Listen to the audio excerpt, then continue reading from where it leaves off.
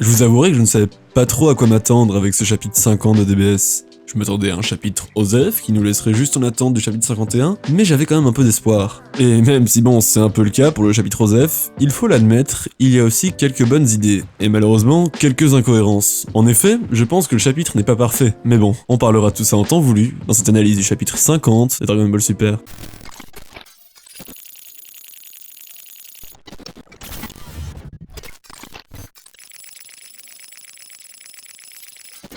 Le chapitre ouvre directement sur une prison spatiale, considérée comme la mieux gardée de la patrouille galactique, celle qui a les plus grands criminels. D'ailleurs à ce sujet, j'ai vu pas mal de gens sur internet qui semblaient dire que cette prison était complètement random, qu'elle débarquait de nulle part et qu'on ne pouvait pas isoler des criminels aussi puissants. Mais je tiens quand même à rappeler que c'est de cette prison que s'est échappé Moro, et que dans Dragon Ball, il a toujours été possible de sceller quelqu'un, peu importe son pouvoir. Du coup, ça m'étonnerait que les détenus soient juste posés là. Je pense vraiment qu'il y a un certain truc magique qui empêcherait un peu les gens de s'échapper. Oui bon, empêcherait, je parle le passé, parce que grâce au pouvoir de Porunga, tous les prisonniers qu'elle contient se sont vus libérés. Et d'ailleurs, ça soutiendrait un peu la thèse qui avance qu'une sorte de pouvoir scelle chaque détenu dans cette prison, car s'il était si facile de s'en échapper, Moro n'aurait pas eu besoin de gaspiller un vœu pour ouvrir les portes, et il aurait pu tout simplement les libérer quand lui-même a fui. C'est alors donc qu'on nous présente les potes que Moro s'est fait en prison, qui débarquent un peu à la manière des équipes de chaque univers dans le tournoi du pouvoir. Surtout que leurs chara-design ne sont pas sans rappeler certains personnages que l'on a vus auparavant, comme par exemple ce personnage qui semble être de la même race Kit,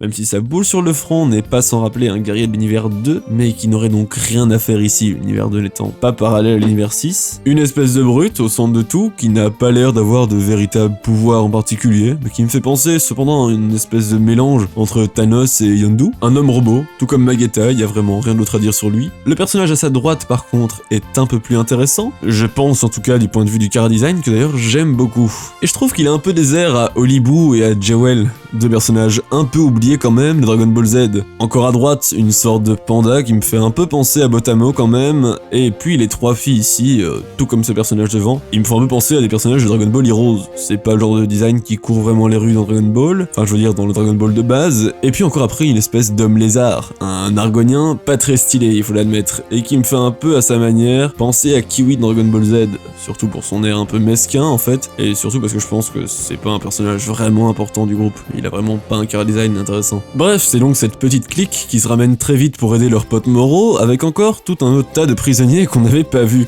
mais je pense que c'est clair que ce sont des personnages complètement secondaires, même s'ils se sont vus légèrement augmenter leur pouvoir par Moro, je crois vraiment qu'il leur transmet juste un peu de ki, il leur réveille pas leur potentiel ou quoi comme l'aurait fait Saikoro, et ils viennent donc se battre avec Goku et Vegeta en SSJ Blue, qui sont d'ailleurs simultanément drainés leur énergie par le vilain de cet arc, et du coup, conséquence logique, Goku et Vegeta retombent à leur phase de SSJ God normal. D'ailleurs ça justifierait à moitié pourquoi Moro peut donner comme ça de l'énergie à toute sa clique, peut-être juste celle qu'il prend à nos deux héros. Et puis on arrive donc à la fameuse incohérence. C'est quelque chose qui pour moi n'a pas d'explication logique, et si on arrivait à en trouver une, ça remettrait en cause vraiment tout ce qu'on savait sur les différentes formes de Super Saiyan. Je pense vraiment que c'est une erreur, j'espère que à la limite dans la version animée ou dans une réédition ça sera corrigé. Et c'est Kabuki, un Super Saiyan God, se transformerait en Super Saiyan 3, alors que c'est vraiment pas du tout la même chose. Un Super Saiyan 3 c'est d'ailleurs la forme qui consomme le plus d'énergie à Goku, si on fait abstraction d'un SSJ Kaioken et tout ça, mais ça c'est pas canon,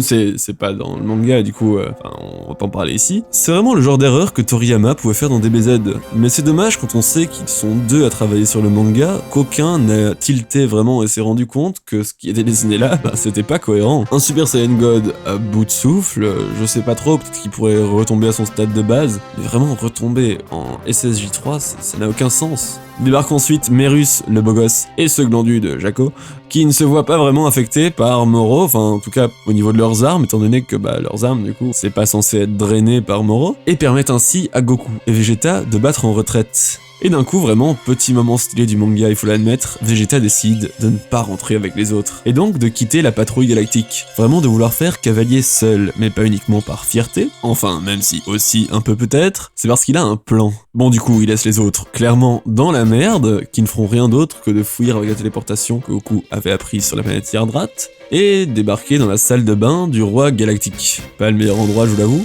ne laissant juste un petit quart de seconde, enfin une petite page pour que Moro puisse nous avancer en fait ses intentions, vraiment son objectif, et c'est clairement quelque chose de fou. En gros, tout ce qu'il veut, c'est tout absorber sur son passage, tout détruire, enfin vraiment les mobiles du méchant lambda quoi. C'est d'ailleurs pour ça que je pense encore que Moro n'est pas vraiment le grand vilain de la suite de Dragon Ball. C'est un peu un préquel à un autre vilain qui devrait arriver. Beaucoup de gens le pensaient déjà dès son apparition, mais je pense que ça se confirme. Même s'il m'a fait un peu douter dans le chapitre 49. Avoir un méchant comme ça aussi vide, il y a eu beaucoup de méchants qui étaient comme ça dans Dragon Ball, mais je pense que maintenant on a un peu évolué avec Dragon Ball Super, dans certains points. C'est pas que du mauvais Dragon Ball Super, et je pense qu'un méchant comme ça, ce sera juste vraiment un pont avant une autre histoire un peu plus travaillée au niveau du méchant.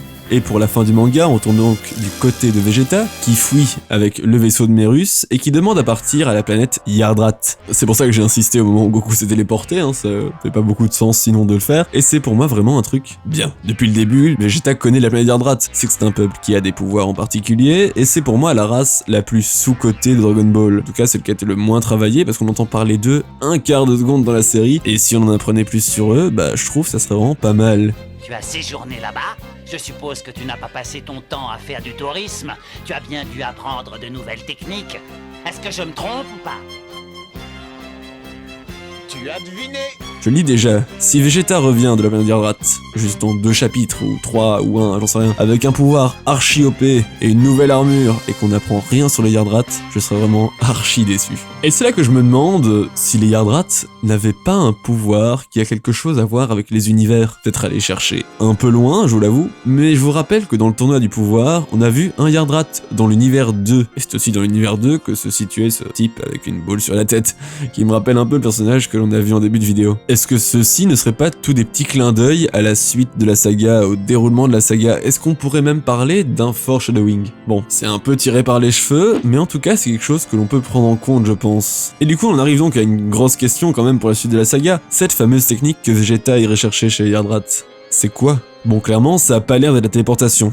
Du coup, est-ce que ça pourrait être une nouvelle technique qui lui permettrait de ne pas vraiment dépendre du ki? Vraiment quelque chose qui relèverait juste de la force physique, ou en tout cas pas de son ki divin? Parce que selon moi, aller chercher des alliés, après avoir parlé comme ça de fierté Saiyan, quand on sait à quel point Vegeta est orgueilleux, c'est quand même fort peu probable. Mais qui sait? Peut-être qu'il ira même chercher les autres Saiyans dans l'univers, c'est pour ça justement qu'il dit fierté Saiyan. Qu'est-ce que vous en pensez? Personnellement, ce chapitre, comme je l'ai dit plus tôt, m'a plu. Je vois de plus en plus en Moro une sorte de Piccolo Daimao, un homme qui est juste foncièrement mauvais, qui est en faveur de la criminalité, et qui donnera quand même du fil à retordre à nos héros. Je trouve qu'à nouveau ce chapitre, même s'il déçoit un peu avec cette grosse incohérence du point de vue des transformations, et cette révélation sur les mobiles de Moro qui sont archi pétés, j'ai cependant beaucoup aimé. Comme tout cela a été amené, même si on a reçu pas mal de réponses, on s'est aussi ramassé quelques questions qui peuvent donner naissance à pas mal de théories, et j'espère que vous me ferez part de vos différents avis, et que ça va encore durer, et qu'on va encore rester un bon moment hypé avec Dragon Ball Super. Sur ce, prenez soin de vous, hein, n'hésitez pas à nouveau à laisser un petit commentaire, à aimer la vidéo, tout ça. Vous connaissez la chanson. Pendant ce temps-là, je retourne jouer à Judgment, que j'attendais depuis vraiment longtemps. Je suis archi fan de ce que fait le studio Ryuga Gotoku, du coup je suis vraiment à fond dedans là. Itekimasu, Jana!